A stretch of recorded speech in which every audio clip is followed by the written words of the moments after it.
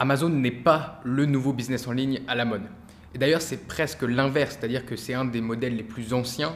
Quand on regarde, le programme FBA d'Amazon a été ouvert aux États-Unis en 2006 et a atteint son apogée, c'est-à-dire vraiment la ruée vers l'or entre les années 2012 et 2015 environ. Depuis, le nombre de vendeurs sur Amazon a explosé et aujourd'hui, on décompte pas moins de 1,9 million de vendeurs actifs sur Amazon dans le monde entier. Plus de concurrence donc et la hype s'est un petit peu dégonflée sur ce business model.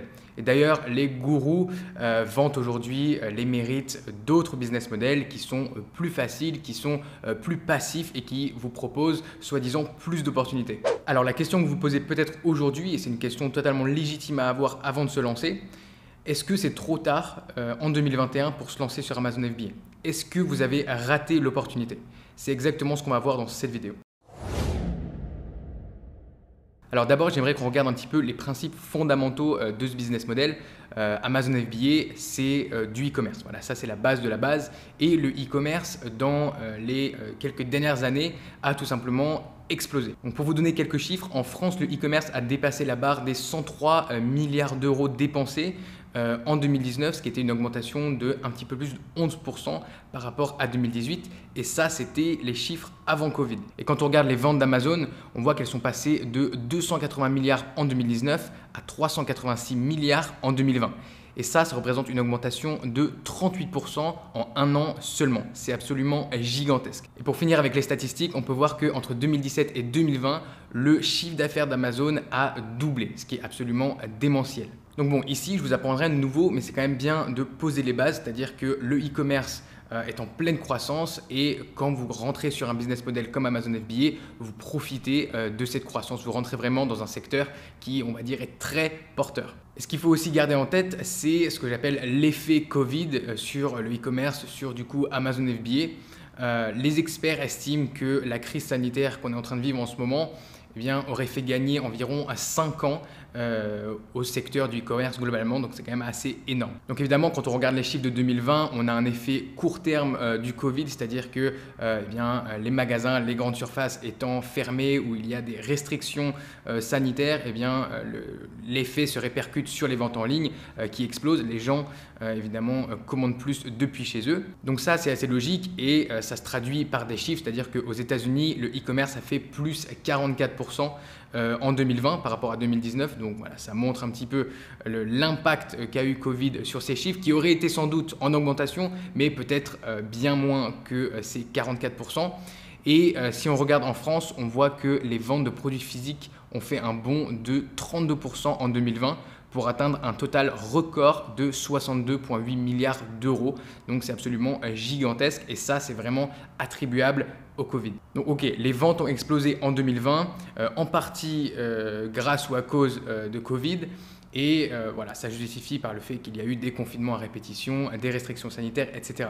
Mais ce qui est important de regarder, au-delà des effets court terme du Covid sur le e-commerce, c'est les effets long terme que ça va avoir sur l'industrie. C'est-à-dire qu'ici, en fait, l'achat en ligne est devenu une norme. Ça a vraiment changé les habitudes profondes des consommateurs qui aujourd'hui sont beaucoup plus, on va dire, confortables et confiants à l'idée d'acheter en ligne, d'acheter sur Amazon. Et surtout que les gens se sont rendus compte qu'ils avaient plus de choix, que c'était moins cher et qu'ils étaient livrés en 1 à 2 jours avec Amazon Prime. Donc vraiment, à ce niveau-là, le calcul est vite fait. Donc pourquoi est-ce que tout ça, ça devrait vous intéresser si vous êtes en train d'étudier plusieurs options et qu'Amazon FBA fait partie de ces options? Eh bien, il y a certes plus de concurrence qu'avant, ça c'est sûr, c'est indéniable, mais il y a aussi un marché qui est beaucoup plus gros. C'est-à-dire que si on regarde en 2014, Amazon avait un chiffre d'affaires de 89 milliards. C'est 4 fois plus petit que le marché d'aujourd'hui qui continue de grandir. Donc quel est mon avis là-dessus? Est-ce que je pense que le business model d'Amazon FBA est mort?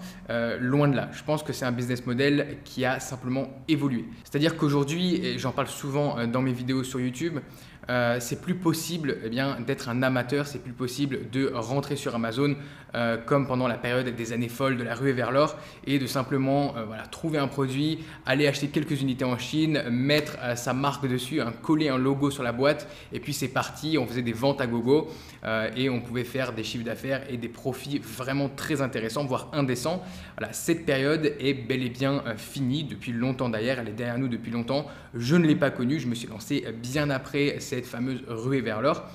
Et pourtant, il y a toujours énormément d'opportunités pour des nouveaux vendeurs de venir sur le marché, de se positionner et de profiter au final de cet essor du e-commerce. Donc clairement, si ce que vous cherchez, c'est un business model pour faire du cash rapide sans trop vous fatiguer sur le net, eh bien Amazon FBA n'est pas pour vous. Pour réussir sur Amazon FBA en 2021, il faut être beaucoup plus pro. On ne peut plus y aller juste à l'instinct, au talent ou espérer avoir de la chance. Non, il faut suivre un plan d'action structuré, une méthode précise pour savoir exactement où mettre les pieds. Et ça va passer par la recherche méthodique d'un produit, d'une bonne opportunité de produit pour se lancer et ensuite l'élaboration d'une offre qui va être supérieure à ce qui est déjà proposé sur le marché pour donner une raison concrète aux clients d'acheter votre produit. Donc voilà, un petit peu comme un vrai business en fait. Après, on entend souvent parler de la concurrence des vendeurs étrangers, des vendeurs chinois ou même d'AliExpress. Et j'ai envie de vous dire que en tant que vendeur Amazon FBA en private label et en suivant la bonne méthode, cela ne vous affecte absolument pas. En effet, en vous concentrant sur des produits à forte valeur ajoutée, vous évitez de tomber dans ce piège fatal de la guerre des prix qui est dictée par des vendeurs étrangers qui contrôlent leurs marges et c'est un jeu que vous ne gagnerez jamais. Est-ce que vous pensez vraiment que les ventes de BMW X5 sont affectées quand Renault sort un nouveau Kangoo ? Honnêtement, je pense pas. Et c'est ça tout le but du jeu. En vendant le bon type de produit, vous n'allez même pas boxer dans la même catégorie que la plupart des vendeurs sur Amazon. Vous allez pouvoir faire du chiffre, vous allez pouvoir vous concentrer sur vos marges et avoir un business rentable. Et à mon avis, c'est plutôt une bonne idée parce qu'à la place de créer un business éphémère ou assez fragile, ici, vous allez construire un business très solide et qui va être pérenne sur le long terme. Donc ça va rajouter des barrières à l'entrée, c'est-à-dire un business model qui va être plus difficile, qui va demander plus d'efforts, qui va prendre plus de temps, sera, on va dire, plus protégé qu'un business model qui est beaucoup plus simple. Un autre point qui fait que je crois énormément en ce business model, c'est les investissements massifs qu'Amazon fait tous les ans. C'est-à-dire qu'en 2020 seulement, Amazon a embauché 500 000 nouveaux employés pour un total de 1,3 million d'employés à travers le monde. Donc c'est assez énorme et on voit, là aussi on peut apprécier, j'ai envie de dire, la croissance fulgurante d'Amazon. Et de la même manière, les centres de distribution, les entrepôts d'Amazon poussent comme des champignons un petit peu partout, en Amérique du Nord, en Europe, en Asie. Et aussi, Amazon offre de plus en plus d'opportunités et de facilités à ses vendeurs avec des programmes comme par exemple Pan-Européen qui vous permet de vendre vos produits dans toute l'Europe sans avoir à vous casser la tête avec la logistique. C'est royal. Donc oui, Amazon a cet effet rouleau compresseur qui emporte tout sur son passage et qui est en train vraiment de dominer l'espace e-commerce mondial. Alors je sais que c'est un aspect qui déplaît à certains et je ne suis pas là pour débattre du pour et du contre. Je suis juste là en tant que vendeur en train de regarder cette opportunité et de me dire j'ai envie de me positionner sur ce marché, j'ai envie de créer mon business là-dedans et de profiter de cette courbe exponentielle de croissance. Si vous n'êtes toujours pas convaincu par la domination et par la croissance d'Amazon, vous êtes bien le seul parce qu'il n'y a pas que moi qui le pense, il y a aussi les investisseurs et tout Wall Street qui pense qu'Amazon est en train de tout emporter sur son passage. Donc si on regarde par exemple la capitalisation boursière d'Amazon, elle a fait plus 85%, donc elle a quasiment doublé depuis mars dernier en passant de 920 milliards début 2020 à 1,7 trillion avec un T aujourd'hui, un an et demi plus tard. Donc c'est la preuve que je ne suis pas le seul à penser qu'Amazon est sur le bon chemin et qu'ils vont continuer à se développer et à tout écraser. Alors maintenant, c'est à vous de choisir.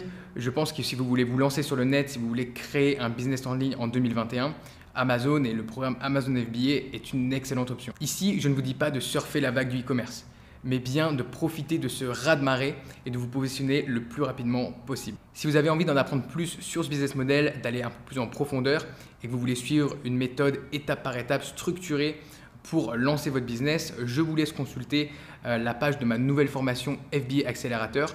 Le lien est dans la description.